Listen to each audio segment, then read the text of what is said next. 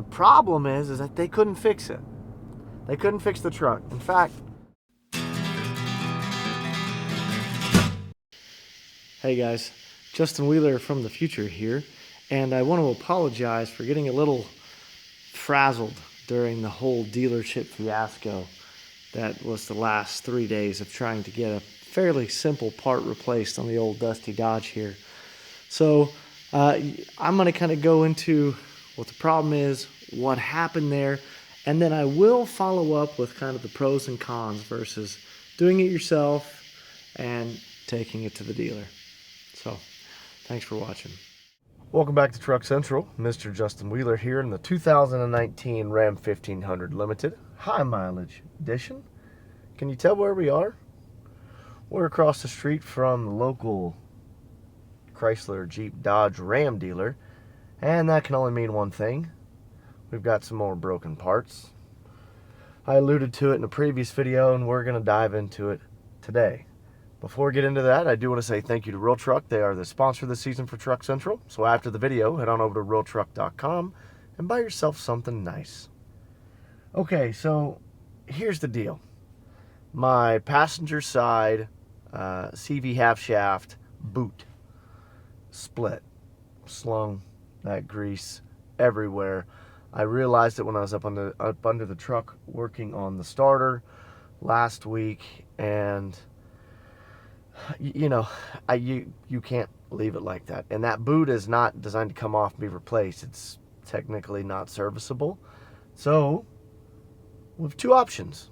Option one was what I did 8 or 9 months ago, which was replace the whole half shaft myself.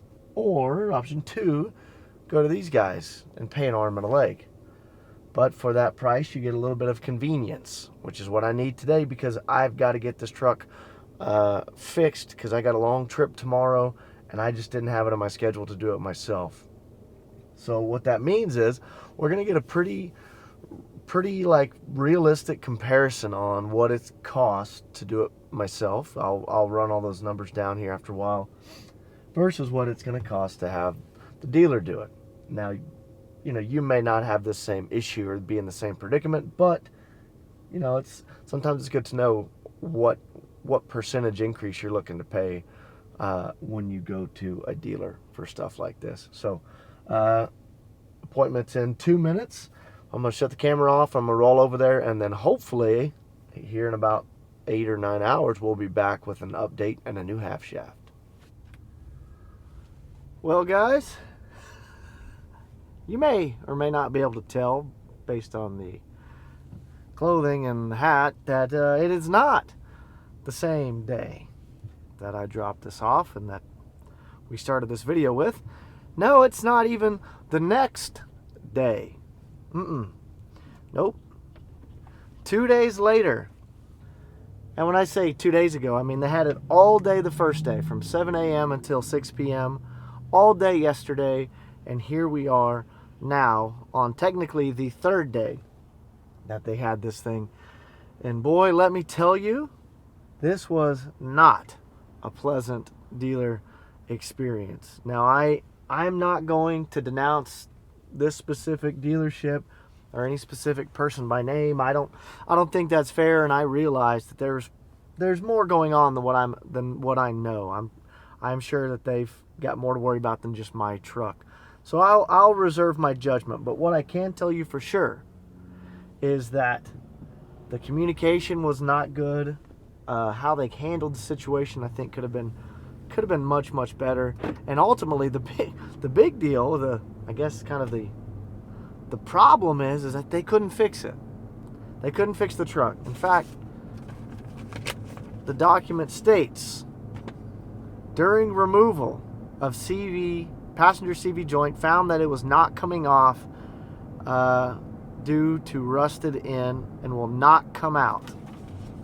They called me Monday, the first day, and told me that said, hey, we're having some issues. I know we promised you it'd only be 1 day, but we really need to keep it overnight and finish it in the morning. I said, okay. I wish you would have called me earlier so I could arrange a vehicle, but okay. I'll come pick it up in the morning, no biggie. Then we get to the next day and the same thing. All day goes by, no word. And then they call me yesterday afternoon and say, hey, we've got some bad news. We can't get it out. And I'm kind of like, man. So I thought you were almost done with it yesterday. That's fine that you weren't. Turns out they were just struggling with it the first day. And then they struggled with it all the second day. And I had 3 options that he presented me with at that point. They can put it back together, realign it, and have it out to me yesterday, the same day. I could have picked it up last night. They could continue to try to get it out by breaking things, cutting things, and getting it out. And there's no guarantee on what will have to be cut or broke. And then the time they'll have to keep it is obviously going to be longer, subject to parts and availability. And then it's a can of worms at that point. And then the third option was to replace the whole front axle assembly, which is, he quoted me another $1,500 for the parts, and then the labor is going to be another couple $1,000 because of a little nick in a CV boot. Now I know that's just how it goes sometimes. But so here's where I was. 1, I didn't want to spend that much money. 2, I needed to be on the road out of state today. So I said, you know what? Just put it back together, align it. I'll pick it up tonight, and we'll be on our way. Well, they didn't get it back together and aligned yesterday either. So long story short, I just went and picked it up. They finally got it packed together and aligned this morning. I still have a busted CV boot, and this is kind of just where we're at. So I'm driving. I obviously wasn't able to leave town today like I wanted to, like I needed to. I'm going to have to leave town tomorrow, which means I don't have time to get under there and try to fix what they couldn't fix. Now, remember, I've already done this repair once myself, and it was a pain in the butt, no doubt about it. And that's why I took it to them. That's why I took it to the professionals. I'm just some shade tree hack of a mechanic, and I was able to replace it myself. These guys couldn't. I don't think it's that rusted. Regardless, I don't have time to mess with it. So I'm going to get it home, clean it up. I think we're going to try to doctor it up a little bit and see if I can't just get down the road. I got work that has to be done. This truck is my meal ticket. And I can't afford to let it sit idle too long. These last 2 days have already been brutal. So we're going to try to fix it the best we can. And this is just... We'll get up underneath there. We'll see how rusted it is when I get off of work this evening. And I'll show you what we're working with. All right, guys, it's the same day from when I picked the truck up. And I kind of wanted to show you a little closer to what we're dealing with here. So the reason I took the truck in the shop is because there's a tear right... I've had something to point with. You know, look at a finger. Right there, there's a little tear on that boot, and it has slung that grease just everywhere. And unfortunately, that's a non-serviceable boot, meaning you can't just replace that one part. Well, the dealer, so to fix it, you have to replace the whole CV shaft. And this is what they couldn't get out. They said it's too rusty. Well, I'm not an expert on CV half shaft rust amounts, so I don't know if that's a lot or not a lot, but it doesn't appear to be overly rusty. All right, well, I'm gonna get this all cleaned up because we could have put on a Band-Aid. All right, so we used some engine degreaser and some towels, and we got it this as clean as I have time to get it right now. Fun note, they didn't tighten my sway bar end link, so that's, I'll get to do that here in a minute. So once we got it clean, we took some bearing grease, we poked it in this hole, and we pumped that thing, I don't know, 50 times. I know, that's not CV grease. I don't have CV grease. Then we took some alcohol and some paper towels, and we wiped it to get it as dry and clean as possible. Now here's where the part comes in that I don't endorse. We're about to try to patch this hole with super glue. And this is not something I recommend. This is a last ditch effort. We did it right the first time, and I tried to do it right this week at the dealer. And now I'm just out of options. I've got to drive 700 miles tomorrow, and I need this thing to hold some grease. So we're gonna put this on there, and we're just gonna see how it does until I can carve out a couple days to rip that sucker out again, since the dealer couldn't. So I'm gonna need 2 hands for this. Please excuse my goose. Just all of it. All right, we're gonna squeeze that in there, and then we're gonna let it cure as long as possible. While it's doing that, I'm gonna tighten that and link up, and then we're gonna drive it and see how well it holds up. All right, the super glue repair has been made. I don't expect it to last forever, but if it can get me to Colorado and back without splitting, I will consider that a victory. So here we are, back and assembled. I notice I didn't say fixed. It's not fixed. Like I said, this is not something I would recommend to anybody. This is something I have to do in a pinch, and who knows? Maybe it holds up for a day, 2 days, a month. We'll see. I'm going to keep a really close eye on it. I took the time to get as much of the obvious surfaces clean as I could. That way, if it does start to break down or leak, I'll see it and I can address it further. At least I'll kind of give myself a reference for how much time I have, or how well it's holding up, I should say. So let's kind of talk about the thought process of fixing this yourself versus taking it to a dealer. Let's pretend like the dealer is capable of fixing it. When I did this repair back in September, I guess, of last year, so it's been a year that I put that CV half shaft in. I bought the part from Rock Auto. It was a Card One. It was a cheap aftermarket CV shaft. It was $70. At the time, I did both CV shafts. I did wheel bearings. I did a couple other things. I think I did the intermediate shaft. So it wasn't a cheap process, and it took me all weekend.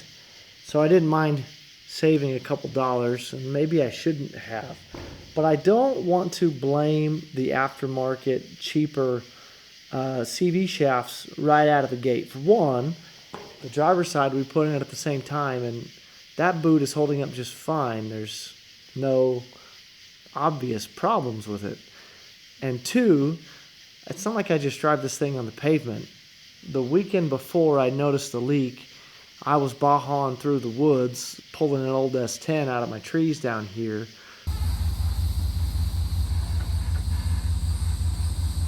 if we can lift this back here.